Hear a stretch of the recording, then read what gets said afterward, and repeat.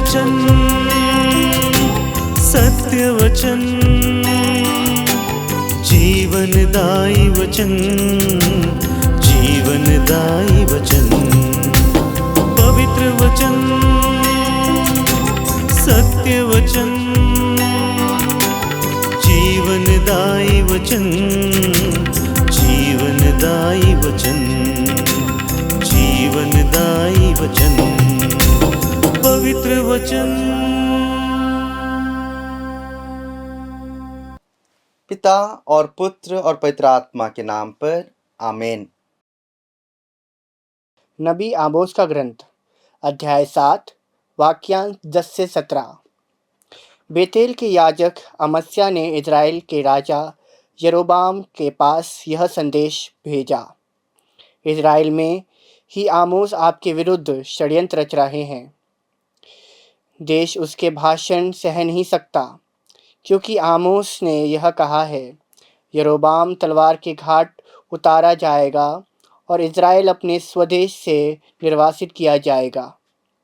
बेतेल के याजक अमस्या ने आमोस से कहा, ए नबी, यहाँ से चले जाओ, यूदा के देश भाग जाओ, वहाँ भविष्यवाणी करते हुए अपनी जीविका चलाओ। बेतेल में भविष्यवाणी करना बंद करो, क्योंकि यहाँ तो याजकीय पुण्य स्थान है, यहाँ राज मंदिर है। आमोस ने अमस्या को यह उत्तर दिया, मैं ना तो नबी था और ना तो नबी की संतान। मैं चरवाहा था और गुलेर के पेड़ से छाटने वाला था। मैं झुंड चरा ही रहा था कि प्रभु ने मुझे बुलाया और मुझसे यह कहा, जाओ, मेरी प्रजा इज़राइल के लिए भविष्यवाणी करो। अब तुम प्रभु की भविष्यवाणी सुनो। तुम तो कहते हो, इज़राइल के विरुद्ध भविष्यवाणी मत करो, इसहाक के वंश के विरुद्ध बकवाद मत करो। किंतु प्रभु यह कहते हैं, तुम्हारी पत्नी यहाँ नगरवधु बन जाएगी, तुम्हारे पुत्र पुत्रियाँ तलवार के घाट उतार दिए जाएंगे और तुम्हारी भूमि जरीब द्वारा बांट दी जाएगी। तुम स्वयं एक अपवित्र देश में मरोगे और इज़राइल अपने स्वदेश से निर्वासित किया जाएगा। प्रभु की वाणी। ईश्वर को धन्यवाद। पिता और पुत्र और पवित्र आत्मा के नाम पर आमीन।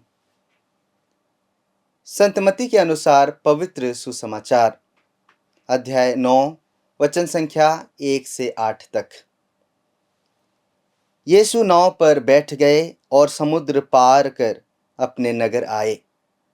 उस समय कुछ लोग खाट पर पड़े हुए एक अर्धांग रोगी को उनके पास ले आए।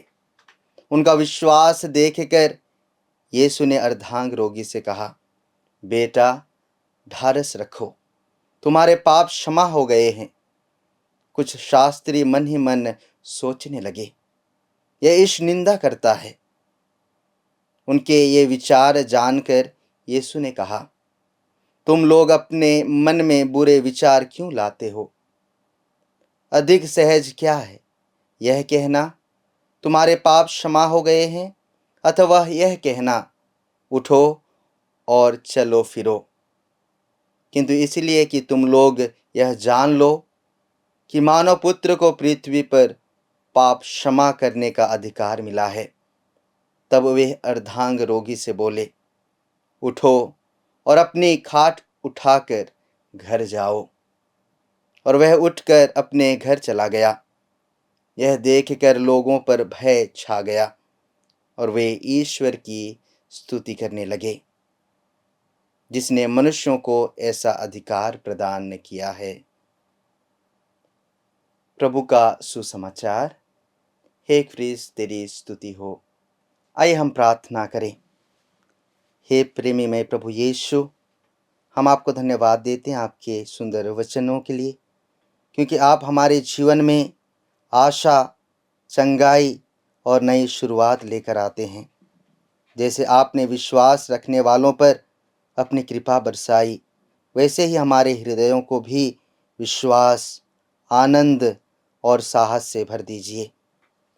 हमें यह भरोसा दें कि आपके साथ कोई भी कठिनाई बड़ी नहीं है और आपकी कृपा से हम हर दिन नए उत्साह के साथ आगे बढ़ सकते हैं।